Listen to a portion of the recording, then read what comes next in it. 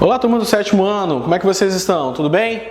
Estamos mais uma vez na nossa aula de literatura. Hoje, dia 18/8, estamos na nossa terça-feira e nós vamos dar continuidade no nosso livro que nós começamos na semana passada, falando sobre ele, né? Analisando quais são os seus pontos e aquela questão de leitura visual e também de leitura verbal. Nosso livro, que é a Memória de um País Distante, nós vamos começar ele agora, começando nas páginas 7 a 10. E nós vamos ver como é que inicia essa história. Tudo bem? Então vamos ler juntos? Vamos lá!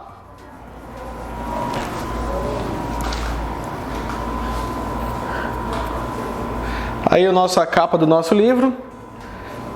E vamos aqui, a dedicatória que diz assim: este livro é dedicado à pátria, a todas as pátrias. Não a que pisamos ou a que vemos e temos nos mapas, mas antes de tudo e sobretudo, aquela que carregamos no coração e nos acompanhará, onde quer que estejamos, até o derradeiro dia de nossas vidas. E aí tem uma frase que vem do Caçador de Pipas, de Khaled Hosseini, que diz assim: descobri que não é verdade o que dizem do passado. Essa história de que podemos enterrá-lo, porque de um jeito ou de outro, ele sempre consegue escapar. Vamos para o nosso primeiro capítulo. Diz assim: testemunho de Bruno Babel, 16, natural de Basileia, Suíça. Vamos lá. Confesso que não vi muita coisa. Estava cansado. O senhor compreende, não? Foram mais de 40 horas de viagem desde Natal. O que vi? Bom, como contei antes aos policiais que me trouxeram, a coisa toda foi muito rápida e com tanto tiro que, confesso, só pensei em me esconder. O que vi? O menino lourinho. Antes? Que rapaz? Ah, é verdade. Eram 5 rapazes, mas estou falando do mais alto deles. Um negro muito alto. Todos eram altos? Ah, desculpe, seu delegado, mas eu não estou ajudando muito, não é mesmo? Pois é, aquele negro que o senhor disse que se chamava Boró. Eu estava descendo do ônibus, no posto de gasolina, quando vi ele e os outros atravessando a rua. Ah, é a Avenida Brasil? Isso, o ônibus tinha um problema qualquer e parou no posto. O motorista disse que o conserto podia demorar e eu resolvi pegar um táxi. Que número? Número de quê? Da passarela? Não, eu não fiquei perto de nenhuma passarela. Elas têm número? Nem notei. Pois é, como estava dizendo, o ônibus estava parado quando ouvimos tiros. Depois disso, confesso que não me lembro de muita coisa mesmo. Tinha muita gente gritando, e quando as pessoas gritam e falam muito depressa comigo, fica bem difícil entender a língua. É português. Não é português que falam no Brasil? Pois é, tinha muita gente atirando e gritando, gente correndo. Os 5 rapazes? Não, eu não vi nenhuma arma com eles, nenhum deles. Sei, a polícia diz que encontrou armas com todos, mas é o que estou lhe dizendo, delegado. E o senhor pode acreditar que é verdade, não vi nenhuma arma com eles. Ah, eu disse que não vi muita coisa, não vi mesmo. Quando todo mundo começou a atirar ou a gritar, lembro que o motorista fechou a porta do ônibus e tanto ele quanto os passageiros deitaram no chão. Foi horrível. Parecia que a gente estava na guerra. Não, eu nunca estive numa guerra. É como eu imagino que deve ser uma guerra. Tiros, gente gritando, gente pedindo o quê? Ah, não entendi bem. Eram muitas vozes e muita coisa sendo gritada e, como já disse, não entendo muito bem sua língua quando as pessoas, do que me lembro, pouca coisa. na verdade, apenas uma palavra. Não era um palavrão. E quando trouxeram o tal Boró, ele ainda repetia. Nossa, tinha tanto sangue saindo dele, seu delegado. Quantos tiros? Tanto assim? Para quê? Como é que é? Que ele dizia? Não entendi bem.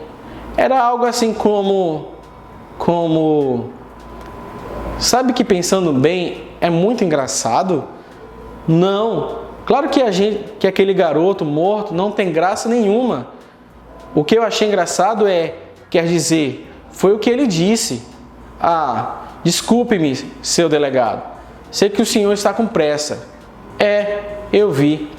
Está cheio de sangue, está cheio de gente lá fora. O senhor vai ter que conversar com todos. Puxa, o que foi que ele disse? Por que era engraçado? Por que parecia que ele estava falando alemão? Como? A palavra que ele disse, seu delegado. Qual? Friend. O que quer dizer? Amigo. Explica alguma coisa. Não? Foi o que eu pensei. Tudo que vi. Lamento. Sim, estou voltando para casa. Onde? Na Suíça, é claro.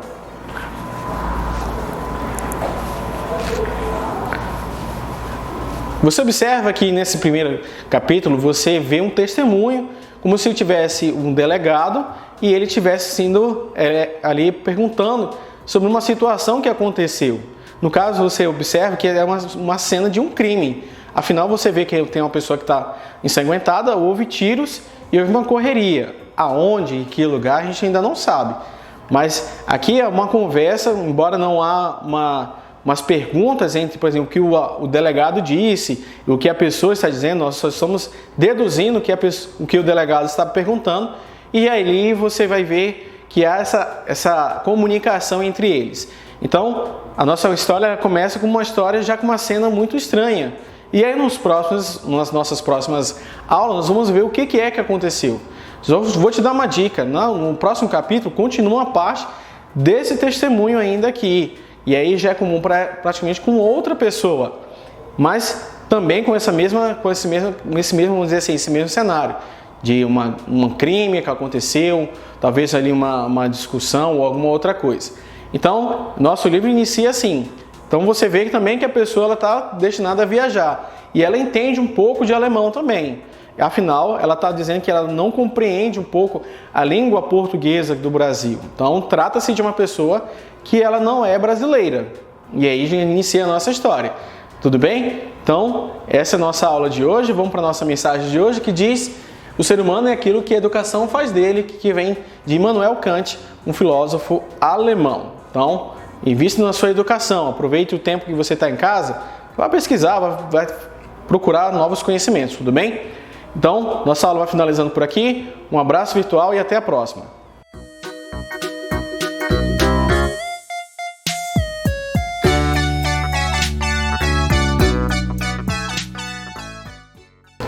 Olá, turma do 7º ano, tudo bom com vocês?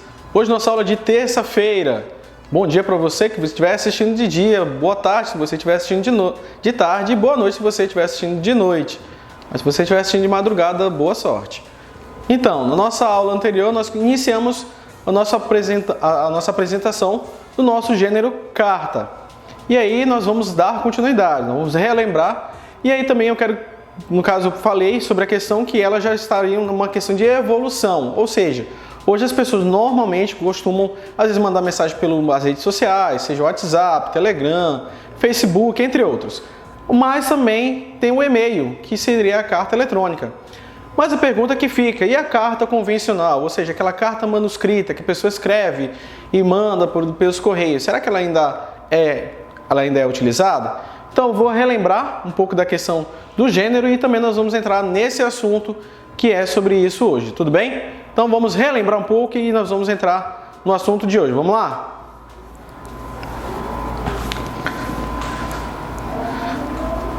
Vamos lá, carta ou correspondência. Esse tipo de gênero está entre os mais usados e aplicados do nosso dia a dia. Ele tem como principal característica a existência de um emissor, ou seja, o remetente, e um receptor, que é o destinatário. Com o passar dos anos, a carta foi evoluindo juntamente com o avanço tecnológico e deixando o uso de cartas em papel para o meio eletrônico. Hoje, o meio de transmissão de carta mais utilizado é o e-mail, mas vamos para o que interessa hoje. Vamos lá. As cartas manuscritas ainda existem, embora seja pouco utilizada, devido à expansão tecnológica, e-mails, redes sociais, etc., há pessoas que preferem escrever no papel, texto manuscrito, e enviar cartas via correios. Assim, quando enviamos pelo correio, o nome do destinatário, as informações do endereço, CEP, cidade e estado aparecem na frente do envelope. Já na parte de trás, deverá estar o nome do remetente, seguido do endereço, rua, avenida, número e bairro, além do CEP, que é o código de endereçamento postal, cidade e estado.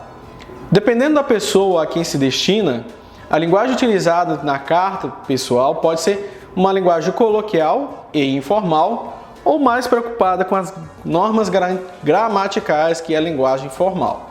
Assim, se a carta for destinada a uma pessoa próxima, é provável que apresente vícios e figuras de linguagem, bem como gírias e expressões populares.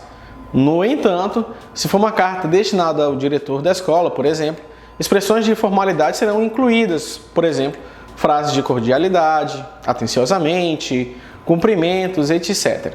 Além de seguir normas gramaticais da língua.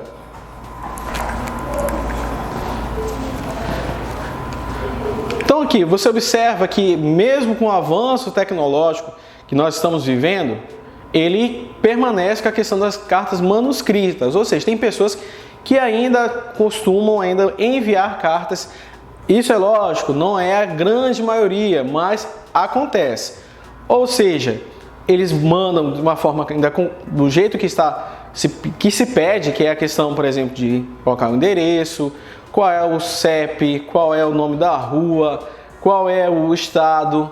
Ah, professor, mas tudo isso precisa? É necessário. E ainda tem a questão que nem colocou aqui, que é o selo, que tem que ter o selo, que é como se fosse uma garantia de que aquela carta irá chegar ao seu local. A questão de tempo já advém muitas vezes de cidade para cidade, e isso varia de lugar. Aí também a questão da linguagem, como você viu aqui. Uma carta que é enviada, vamos supor, para um parente ou um amigo, a linguagem, é lógico, vai ser uma linguagem totalmente coloquial, do nosso dia a dia, como se estivesse conversando ali ao vivo e a cores. Já no caso, quando é carta destinada a pessoas com autoridades, ou uma carta para algum outro tipo de profissão, aí já tem a questão da formalidade. Tem toda uma estrutura para ser mandada. Você não pode utilizar palavras vulgares ou palavras de gírias, por exemplo, ditos populares. Por quê? Porque no caso, ela tem um fundamento para que possa ser destinada à pessoa e com a linguagem totalmente também técnica e formal para isso. Certo? Então, no caso, se você tem dúvida em relação se ainda existem cartas manuscritas, a resposta é sim, existem cartas manuscritas e, no caso, eles seguem também a questão da estrutura gramatical. Eles procuram obedecer. É lógico que quando a pessoa está escrevendo, ela usa a sua gramática interna e isso vale para a pessoa que está recebendo. Tudo bem? Então é isso, turma. Nossa aula de hoje sobre produção de texto, nós vimos que existem sim as cartas manuscritas e que elas ainda estão sendo utilizadas, certo? Vamos para a nossa mensagem de hoje, que vem de um autor desconhecido que diz assim: toda conquista começa com a decisão de tentar. Então, decida tentar para você vencer na vida, beleza? Então nossa aula vai finalizando por aqui. Desejo a você uma boa aula, boa sorte aí e bom estudo. Um abraço virtual e até a próxima.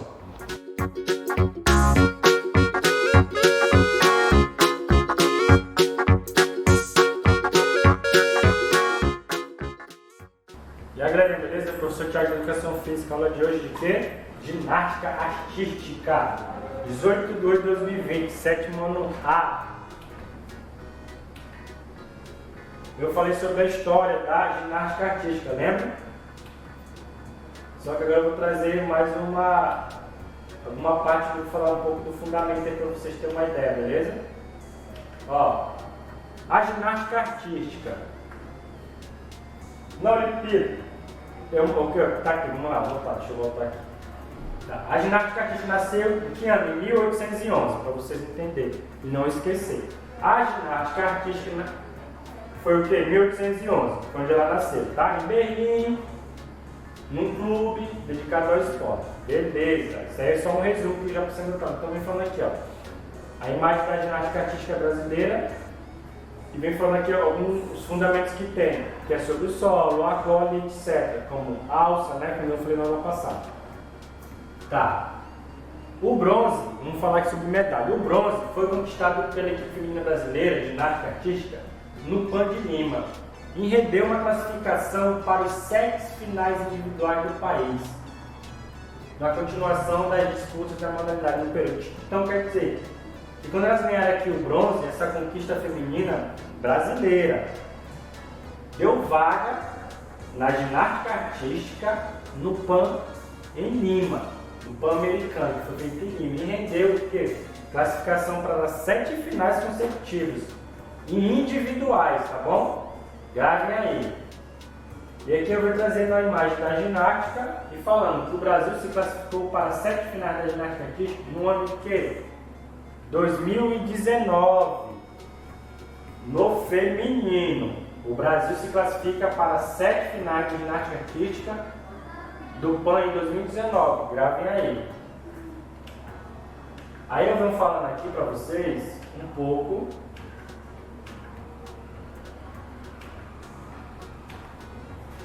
novamente sobre o ano. No entanto, a modalidade é uma das mais antigas da história. Por quê? Porque foi nos tempos modernos, onde vem falando tudo aqui, ó. E na atividade advertida do terceiro mês eu vou passar isso para vocês, tá bom? Eu vou cobrar ano, nome, cidade. Daí que a gente vai dar início ao que foi que surgiu a ginástica e seus fundamentos, tá? E aqui eu vou falando um pouco sobre a ginástica artística. É o que? É um exercício físico que tem muita técnica, individuais principalmente, que são divididos em vários tipos de fundamento, que na próxima aula eu vou trazer para vocês.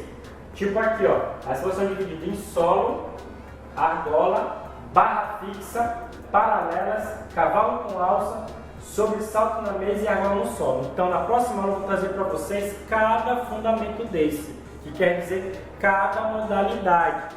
Porque só falando vocês não vão entender. E aqui é uma imagem básica. Na próxima eu vou trazer o quê? As provas no solo, para vocês entenderem como é feita essa atividade e essa prova, beleza? E aqui eu venho falando um pouco sobre o ouro, né, no pano. E aqui as imagens aqui da ginástica, eu vou trazer cada imagem dessa, eu vou trazer e vou explicar para vocês. E por aqui eu fico até a próxima aula, valeu? Vão se cuidando aí, até a próxima.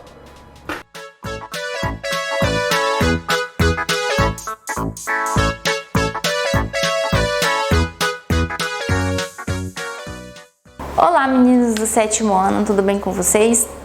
Bom, aqui mais uma vez a professora de ciências para dar dando continuidade ao nosso conteúdo e eu vim aqui também puxar a orelha de vocês porque vocês não participaram do meu plantão. Então eu sei que foi uma data nova para vocês, era na segunda, hoje é na quarta, né? Então tá perdoado, mas semana que vem, na quarta-feira, eu espero todos vocês para a gente estar interagindo sobre o conteúdo, que inclusive é um conteúdo novo para vocês, né? Não sei se vocês já estão acompanhando aí as aulas atualizadas, mas eu espero que sim, tá? Então, para dar continuidade, a gente vai falar sobre a terceira lei de Newton, que a gente viu na aula passada, a primeira e a segunda, a gente vai falar sobre a terceira hoje, que é a página 9 e 10 do livro didático. Então não esqueça de colocar em cima a data de hoje, dia 18/8/2020. Bom, gente, e como curiosidade, né, a gente está falando sobre Newton e tem uma coisa, uma curiosidade, né, digamos assim. O Newton, né, esse físico, cientista, ele no mesmo período que a gente está passando hoje, nessa quarentena, foi quando ele publicou essas leis.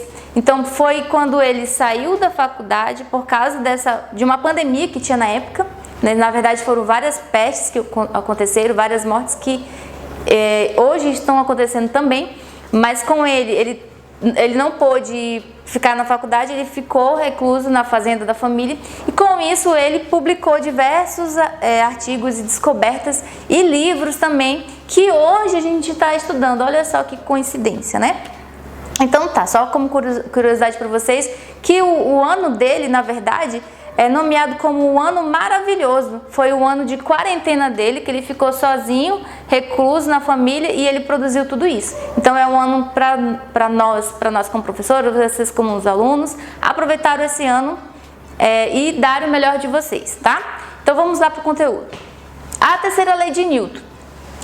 Bom, essa lei, ela fala que toda ação tem uma reação. Isso daqui é até uma coisa antiga, né? Todo mundo fala, toda ação tem uma reação. Olha aí, o que vocês sabiam desse princípio, mas não sabiam o que tinham dado. Então terceira lei de Newton. Bom, há sempre uma reação oposta e da mesma intensidade. Ou seja, as ações mútuas de dois corpos, um sobre o outro, são sempre iguais e de mesma intensidade dirigidas a partes opostas. E a gente vai ver o exemplo aqui. Aqui temos dois patinadores e quando um patinador empurra o outro, recebe uma força da mesma intensidade que o faz se movimentar para trás. Então, olha só, os dois eles foram para trás. Não, teve uma ação e uma reação de sentido opostos. Cada um foi para um lado. Quando acontece uma ação para a direita, a reação vai ser para a esquerda. Essa é a terceira lei de Newton. Bom, a terceira lei de Newton evidencia que a força é uma interação entre, no mínimo, dois corpos, como estava no exemplo, e que por esse motivo não há como um corpo produzir aceleração e, consequentemente, uma força resultante sobre si mesmo sem interagir com outro corpo. Isso quer dizer que sozinho você não vai conseguir ter a reação. Como assim? Eu vou ter uma reação vou ter uma ação, uma reação comigo mesmo. Não pode. Na terceira lei de Newton precisa de dois corpos, tá? Vamos ver aqui. Temos um exemplo, olha só. Ao pular de um barco que tem liberdade para se mover, a pessoa exerce uma força sobre ele e ele vai ser empurrado para trás. E o barco vai exercer uma força sobre a pessoa e a pessoa vai ser empurrada para frente. Então houve ali, no caso, dois corpos ali que está simbolizando, né, ali o barco e a pessoa ali que está pulando dele, né? Ela empurrou o barco e o barco empurrou ela, a reação ali. E aí temos uma curiosidade aqui para ler, ó. A imagem a seguir representa um astronauta se afastando de um ônibus espacial. Para chegar a essa distância da nave e depois retornar, o astronauta contou com um jato propulsor para acelerar seu corpo no espaço vazio. Caso não tivesse esse jato propulsor, não seria possível, sem a ação de um agente externo, como um cabo ou corda. Não seria possível retornar, uma vez que não teria outro corpo com o qual pudesse interagir para acelerar seu corpo em direção à nave. Um astronauta no espaço consegue retornar para o ônibus espacial utilizando uma mochila propulsora ou uma corda que cause a aceleração de seu corpo, porque sozinho ele não ia conseguir se empurrar para voltar para a nave. Ele está ali sozinho, ele não ia conseguir interagir ali com outro corpo para ele acelerar para alguma direção. Então ele só consegue voltar por causa dessa mochila propulsora que vai trazer ele de volta. Por isso que fala que na terceira lei de Newton precisa de pelo menos dois corpos, um empurrar o outro, ter ali a ação e reação. Bom, as forças que resultam na interação entre dois corpos podem ser denominadas de paração e reação. Paração e reação possuem as características de mesma intensidade e reação. Se ela der um baque ali na ação, a reação vai ser da mesma intensidade. Vai ser de sentidos opostos. Se a ação tem sentido para a direita, a reação vai ali para a esquerda. As forças de ação e reação não se cancelam ou se equilibram, pois são aplicadas em corpos diferentes. Um exemplo aqui, deixa eu tentar explicar para vocês. Isso aqui está falando de ação, tá? Agindo. Mas se eu pegar a minha mão, por exemplo, e colocar aqui na parede, ela está paradinha, ela está em repouso. Então, isso aqui não é terceira lei de Newton. Não está tendo ali uma ação e uma reação. Então, isso aqui está em repouso, está inerte. Então, não está acontecendo ali a terceira lei de Newton. Então a ação e a reação ela precisa disso. Então se ela tem uma ação, vai ter uma reação. Dependendo do material dessa parede, se eu der um murro, ela vai quebrar. Entendeu? Se for de vidro, por exemplo. Tá? As forças de ação e reação são da mesma natureza. Se é uma força de contato, a reação é uma força de contato. Mas se for uma força elétrica, aí vai ter uma força elétrica. Lembrando que vai ser da mesma intensidade também. Tá ok? Aí relembrando das leis de Newton. Ó. As leis de Newton elas sintetizam as ideias sobre o movimento e suas causas. A primeira lei de Newton que eu dei na semana passada, a primeira fala da lei da inércia. Se a força resultante é nula, o corpo está em repouso ou em movimento com a velocidade constante. Princípio da inércia. Primeira lei de Newton, relembrando com vocês. Segunda, se a força resultante é diferente de zero, ela provoca uma aceleração no corpo. Temos ali um macetezinho, uma formulazinha que força resultante é igual a massa vezes a aceleração. E a terceira lei de Newton que a gente está vendo hoje é: as forças aparecem em pares, mas agem em corpos diferentes. Princípio de ação e reação.